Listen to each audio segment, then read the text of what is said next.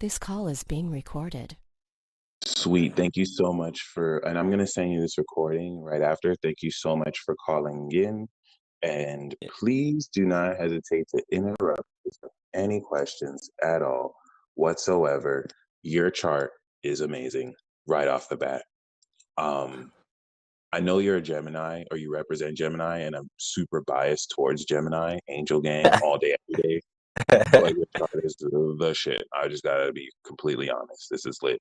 I literally just spoke to, by the way, a woman who had her Saturn in Cancer. So she was born in like 74. She was born in the 70s and you were born in 2003. So yeah. So Yeah. my bad. Were you gonna say something?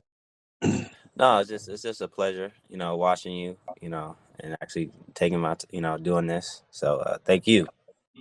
Yeah, that's no problem. And please don't hesitate to interrupt if you have any questions.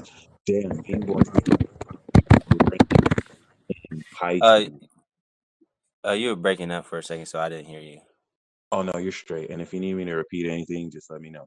But once again, seeing that you were born with Uranus in Pisces is a huge deal because as we can see here, what this does is it realistically puts you in a position to powerfully tap into this divine magic in the most unconventional of ways. I usually am not used to read, like, this is one of the first readings I've read with someone with this. So I'm really looking forward to doing this because this is a very huge deal, actually. And just to kind of speak a little bit more of this, I'm glad you got the natal chart. Um, you have very certain aspects in your chart that really go powerfully and into a lot of how you represent this new generation. And that's the first thing that I was drawn to. Oh my gosh, you're born 2003. So being born 2003 is speaking of the representation of you as a new generation.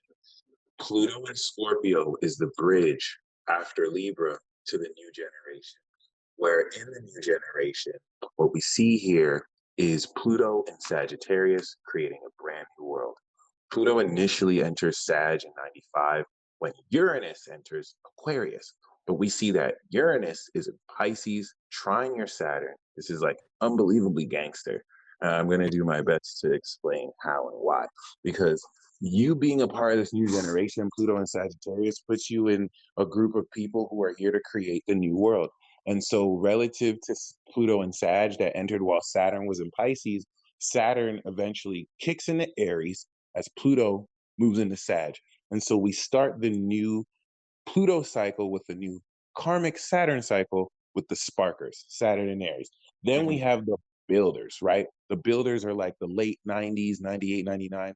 They build and manifest the concepts that the Saturn and Aries sparks. Then we have the enlighteners that, based off of that grounded foundation of Saturn and Taurus, ideas, enlightened ideas in Saturn and Gemini, and the karma of the law of the word is established. And that's what leads us to you. Saturn in Cancer, which is 30 degrees Gemini, but 0 degrees Cancer. Okay. The understanders. This is the last, this is the very last individual karma because after this, we step into 2005 where Saturn goes into Leo and Hmm. shortly after Pluto goes into Cap. So this is a very pivotal moment of the new generation that in Saturn in Cancer represents your individual karma and lesson towards holding the collective around you, but your own self individually in integrity to your own emotions. This is going to make it very easy for you to call out people who are insincere. This is going to make you hate insincerity and lies at a very deep level. Not like anyone likes lies, but you want to keep that in mind if you kind of feel into it a bit more, especially with Chiron and the Capricorn, because this is actually your karmic legacy. Whenever we see the MC and Saturn together, you have a karmic legacy. Having a legacy is really just a lot of what you're meant to do in relation to the North Node. And then your karma is a lot about the lessons you're meant to learn, given the power you return at 30 and what you do. But you have a karmic legacy. So that means your legacy is directly attached to your karma, your legacy. You're meant to be a leader with the Cancer MC, a sincere leader. And so Saturn attached to your MC is very important. Saturn is a 10th house planet. And so why is the 10th house planet? Is Saturn is your authority in this life, and the MC is your legacy.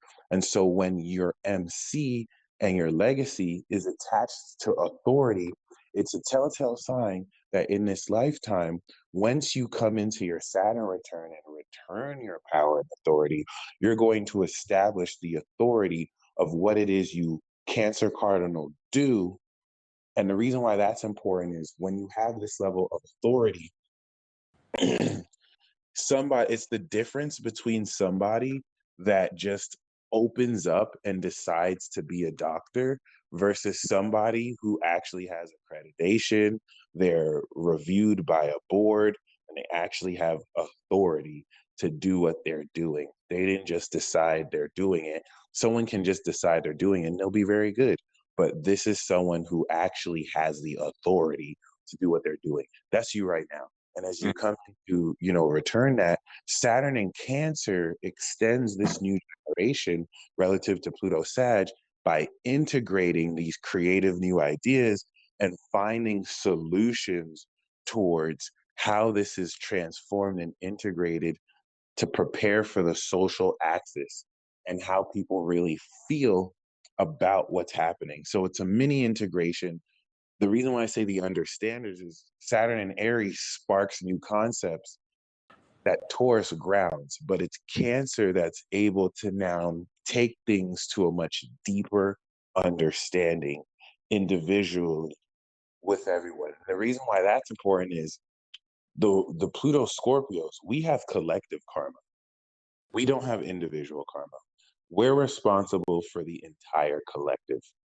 And so if you think that amidst the revolution of the individual karma speaks to your responsibility, really, to yourself. And that's how you contribute to society. It speaks to the individual mastery of yourself.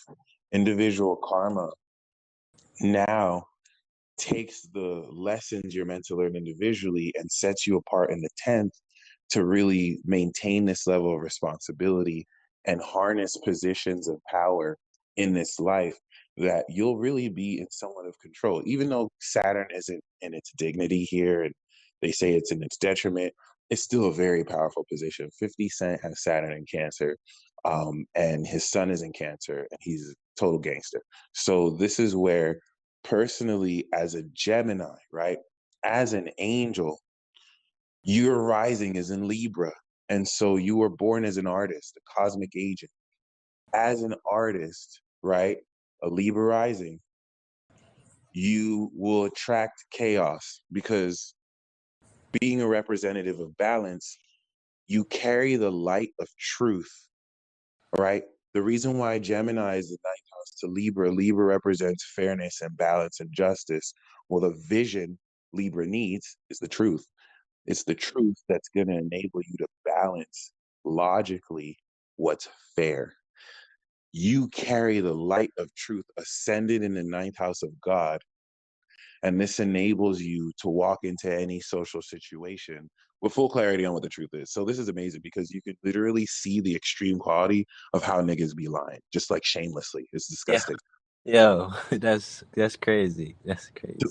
To the point where they'll lie to your face and they don't even, what they're not going to realize is that you see the truth so extremely beyond what they're going to process. They won't even realize that they're lying or that they're lying to themselves and they don't know what they're talking Right. Yeah, I feel that. I felt that one deeply, and the one about knowing people are insincere. about. Right. I call that out to myself at least. I try not to say that much to my mom and dad or my grandparents because it's kind of overwhelming for them, and Right. they don't really know how I get to those conclusions. It's just I just know. And I love that you brought your family into this because Cancer is family. And so you're exalting that. And the key thing here is it's individual. So you keep it to yourself. And so the way it'll affect everyone else is how, word to Cardinal, you take action, you take sincere action. And now the way people respond to you will show you if they're insincere or not. And this is so very important because as a Libra rising, you got the sauce. You have second house. So you manifest wisdom. Yeah, Scorpio is empty in your chart, but you're going to progress into it soon. And it still doesn't change the fact that you manifest wisdom as a way of coming into value. And your karma is the juice with this Cancer. So as a Libra rising, you have the vibration of classic enlightenment, where you are the balanced angelic being. But with the sun in the ninth house, you have like this ascended angel mode with which you can activate with your Libra rising. And the cool thing of having your moon on your rising is that's crazy. I was gonna say, and excuse my language, you feel so much into the ancientness of people that it's easy for you to reflect back this. But I didn't want to say it like that to sound like, oh, people suck. Like you're able to see how amazing people are too. The reason why I Oh yeah. said ancient, right? The only reason why I say ancient is we're not in a perfect world. And so there's a lot of whenever you're dealing with the lack of integrity of people, it's gonna end up screwing you over because you literally open yourself up for people to be authentic to you. And in the capacity for them or inability for them to be sincere, that can potentially screw you over because in the way you deal with others, it requires some element of authenticity.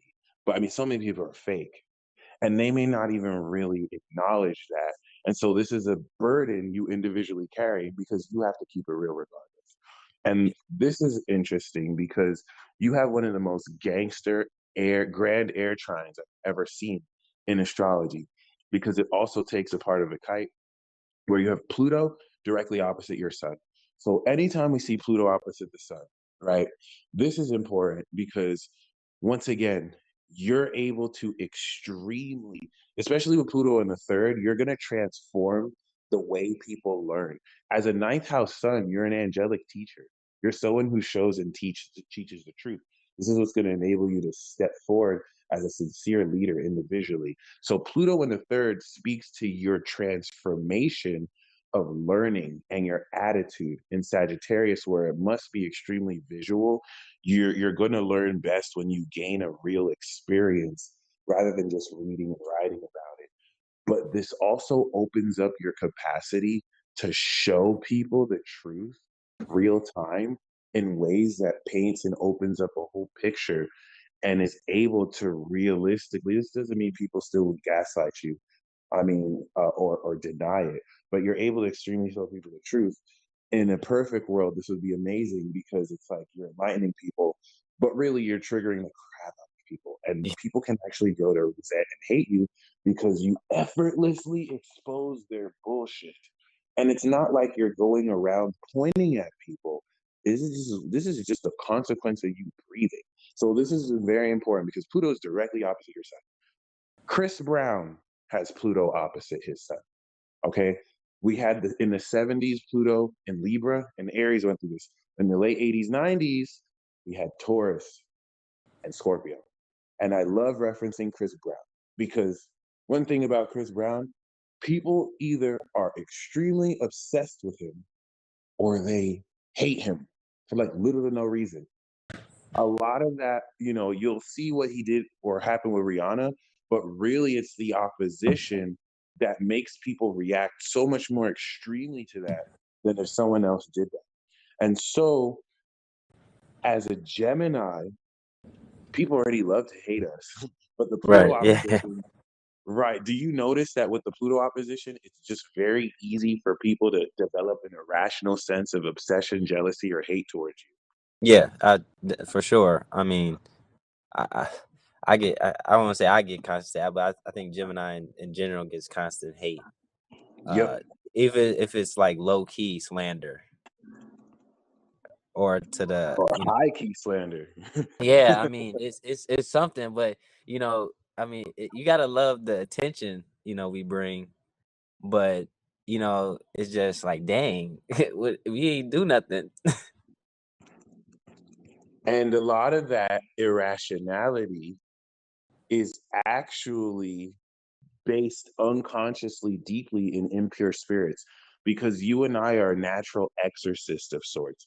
And so we emit a frequency that's not really going to be a scene that will really attack directly or indirectly, especially what we say, negative, evil frequencies in other people who may not even be conscious that they have it.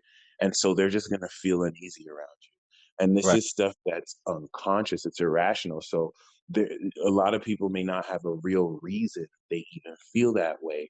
And this is why people need to open up authentically to you, because if they have that inability to just chop it up and be real, it's going to be kept secret. And that's not going to allow you to, as a Libra rising, bridge, balance these things. Because you can have a conversation with somebody and open their eyes to the fact that they don't really have an issue with you more than with what you're saying or representing. And this, you can provide so much extreme change. That's the positive part of this. You literally ascend people into a higher vision of the truth. And this is the coolest thing, okay? You have a grand air trine with Neptune in Aquarius opposite Jupiter, Leo, and then also your sun in Gemini opposite Pluto, directly 18 degrees. This is insane. And then your moon trines Neptune and your sun. So let me tell you why this is fucking retarded. Like, this is completely insane. Seriously, you don't have any Virgo in your chart, right? No, I So don't. and I don't either, but Virgo is analysis, right? The 12th house Virgo means that the way that you analyze spirituality in the abstract is detailed. You don't necessarily leave stuff out to just like, you have to believe. No, you want receipts, you want facts. But here's the thing, because you don't have Virgo, you forego the need for deductive or inductive analyzation. It doesn't mean that you can't analyze. You don't really have to analyze, because your soul is connected into the extra dimensional knowledge of the causal realm, which means intuitively you are guided mentally in social situations to already know what someone's going to say or do before they do it. And the trine of Gemini will literally have you see it real time in the moment. And so, because this is air energy, okay, Neptune is in the second decan of Mercury. Mercury is in the second decan. Sorry, your sun is in the second decan of Venus, and your moon is in the second decan of Uranus. They all connect. You're going to experience this as just flash, claircognizant insights where you literally just be knowing. And Neptune is going to guide the social feeling and action of your soul. Like, the way this works, you have this quality of knowledge. And so this intuitive nature, I have Neptune in Capricorn, by the way. So people with Neptune in Sag, they have visions. Neptune in Cap is the greatest intuition of all time, because what this does with our proximity to Saturn is it makes our bodies psychic antennas. And we're able to really feel real time the culmination of time and the physical guidance intuitively. Y'all with Neptune and Aquarius, you blow us out the water. Y'all are on a whole nother level. And we have the greatest intuitive power. Y'all are on a whole nother level. Science hasn't caught up to this yet. So, like, the way you learn can kind of shit on conventional learning, because we're taught that we have to gain data and then we have to practice it. But you don't have to do all that. You already know. You literally already know. And then it's your experience that unpacks that knowledge. And then through analysis, you can confirm how what you know is right. Not even that what you know is right, how what you know is right. So the Neptune axis in the fifth house is going to literally have you align that sense of knowledge mentally. It's not like Capricorn that has to process it physically. It's not like Sag that has to see the know. You literally just know, like, you're intuitively connected to this library database of knowledge. Intuitively in the fifth, it adds to the transcendent divine quality of how intuitively creative you can be, especially with Mars in between Uranus and Neptune. You quintessentially think outside the box. This is a genius mastery of action, and what you desire to do in terms of networking, writing, and really, connecting through this connects your spiritual awareness that gives you the higher vision of the truth and the balance you feel about yourself. So your moon in social situations is literally tapped into this intuitive sense of your higher causal faculty that will literally guide you in social situations based on the knowledge you already have.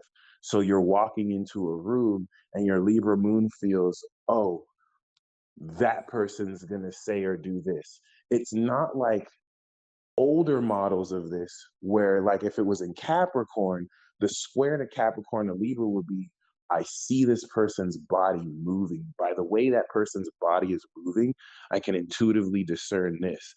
But it's an Aquarius, you already know. And then not only do you already know, because if it was just a moon, you would feel it, boom, your sun in Gemini sees it, and that completes it.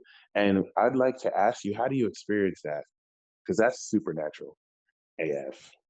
Bruh, I literally have like, I feel like, I could probably say like a supercomputer almost. Right, right. Yeah, yeah, yeah. That's really well said. I feel like I put it to shame though. I feel like it try to, those type of supercomputers, try to imitate, me basically. Cause Right. I can effortlessly like think of different ways this somebody's gonna talk to me or what they're gonna do next. Or it's just effort. I could be in a whole conversation just thinking about like talking to that person, then thinking about what he or she's gonna do, say or do next. In fact, this is a sense of cosmic telepathy where you can have conversations for people before they even like, Yeah. and it's like you're processing everything possible they'd say, and you get a gist of the conversation without them even having the conversation, Right. which is like, I think wow. I think for I think for some people that kind of makes them, I don't want to say makes them uneasy, but since I had already did that, like today was my first day of college, Oh, and congratulations. thank you, and we had to do icebreakers, and um, I think it kind of like, it was kind of weird to the girl how I was talking to her is like I already talked to her before, I met her before, Right. and I had like try to like I just did like, you know what, this I could say this what can happen, I can do this what can happen, but so I think that kind of throws some people off or make them kind of feel weird, like how does like why is he talking to me like that? I don't know him like that. Right. No, but it's all good though. And honestly, there's a hidden part of this that freaks people the fuck out because you're seeing that, and at one level, it's gonna be a weird feeling because it's like a sense of recognition that blends away this real. It kind of blends away the illusion of separation, right? Yeah, yeah, And they're that's gonna get this right weird feeling that they're connected. But here's the thing: what you're not always gonna be aware of is that not only is that happening, but they were just in their head thinking about pork rinds and cheese doodles. And the first thing you say when you walk up is, "Oh yeah, I'm hungry. I'm thinking about cheese doodles." Now they think you're trolling them. Like, what the hell? Like, how did you know what I was thinking? Like, this is crazy. And the way he's looking at me, it's like he can tell that I was just thinking this. And like, you may not even be conscious of the fact that you're mind fucking the shit. no, Like, no, not at all, not at all. you're talking, There's been times that happen like that. No, not at all. I'm not aware of that at all.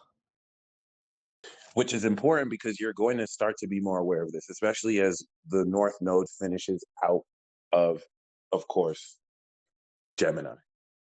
Of course, you haven't even had your Saturn return. So No. coming around your Saturn return, you're going to come into full awareness of these aspects of you because Pluto still has to, Jupiter and Saturn are going through your Neptune energy. It's literally like downloading greater strength. Jupiter is going to go over Uranus.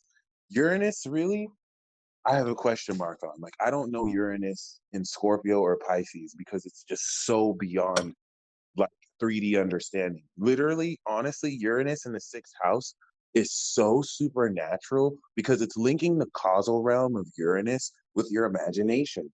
And so Pisces sixth house is you're aligning your behavior and lifestyle with your imagination. You're living the dream life. Uranus in the sixth in Pisces is so weird that as you imagine your day, you're starting to see elements of this form into reality.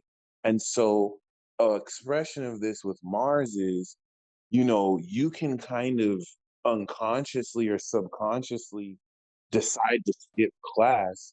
And then you get an email from your teacher saying, "Hey, I couldn't make it to class, guys. There's no class." And Hey, yeah, that's I knew it. I I knew never, it. I I, knew I, it. it, Jonathan. I never, It's I crazy. never, I never skip class. It's not that specifically, but there's been times that I might not want to do something, and something just pops up where we can't do it no more. It's really when I don't want to do something with my dad, like do the lawn or something, and something Right, comes up for him. But I did want to say something about the dreams, about Pisces being the sixth house. I have right. I have very, very lucid dreams. I don't even, at this point, my dreams aren't even dreams. They're just another reality. Um That's a that You're tapping into it. that that because I have so much deja vu, it's ridiculous. So at that Right. point, I have to say it's reality, because and I've been having this since I was a child. I actually remember Thank you before I so was much for sharing. I needed to hear that, bro. Like, this is one of the most important things you're telling me. That is tied to Neptune, trine, and Uranus because you are technically in another reality. You're in the astral and causal realm.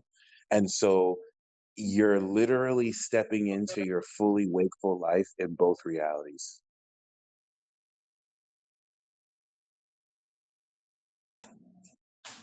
yeah, all right, my Hello? fault. Yeah, my No, you fault. straight. Um You heard that I- though, right? no, can you repeat? I'm sorry. No, you're straight. So basically, you confirmed for me that you're tapping into your fully wakeful life in both realities. Because you're right, like especially with the deja vu, Neptune is tapping your soul and spirit in to the causal realm and the astral realm. So this is astral projection, this is lucid dreaming, but as Saturn goes through this, you're going to gain more control about how to really tap in and integrate your fully wakeful presence in both realities. And Saturn that trines Uranus, Uranus and Pisces is generally somewhat unstable, but the trine with Saturn will stabilize this the more powerfully you anchor your feelings to stabilize it. So, in conclusion, you have Chiron in Capricorn. Chiron in Capricorn is healing this sense of family integrity and how much powerfully you share some more private, not feelings, but, decisions that come into how you'll step more into adulthood. But we also see Jupiter opposite Neptune. Jupiter adds the passionate expansion of what Neptune detaches and intellectually calculates. And my favorite part of your chart, I have Mercury 29 degrees Taurus. You have Venus here, which is in its dignity on the North Node, 29 degrees. That is insane, bro. Insane. Like, you have literally like the master destiny here. And your mind is like a supercomputer. So it's important that you have Mercury and Taurus. With Mercury and Taurus, Gemini suns, we're able to process information fast but slow. Like, we still, Yeah, right? But the Taurus enables us to enunciate and literally slow down. Otherwise, it would be Gemini, and we'll be talking like this, and it'd be crazy, and we'll be looking at this and this. So, like, yeah, thankfully, Taurus enables us to actually stop and smell the roses here. But because it's right next to Venus, dude, you have very great hidden talents in being able to seduce people sensually. This is really great for poetry. This is really great for really expressing that more sensual, physical expression of how you process this information. Square Mars, which brings the dichotomy of the detached action, but the more grounded love. You have a very loyal heart. And I just need to emphasize 29 degrees. Literally, once we end the year, the North Node is going to leave from 0 degree Gemini to 29 Taurus. You're going to unlock this passion of your heart. You're destined to really bring this mastery of finesse and beauty in your dealings with others. Because you manifest wisdom, you're able to barter physical resources so that people can come into your wisdom. And so you're using the resources of your own wisdom in order to share into other people's physical resources. And this is really going to influence how powerfully you're in a position to harness and manifest all of this. So much appreciated. I'm going to send you this recording right now. If I have permission to post this on YouTube, let me know, and I can. If not, that's totally fine too. No, you do. You do.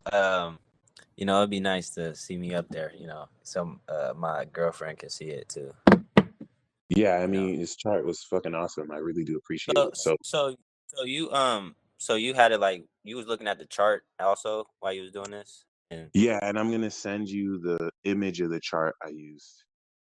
Okay. It was great talking to you. I'm definitely gonna probably have to get another one of these sometime soon. Maybe part 2. I don't know. Yeah, no, I would really appreciate it. And you can get the progress chart reading next. So we can look into your Okay. progress. Right. Okay. All So right, bro. you sending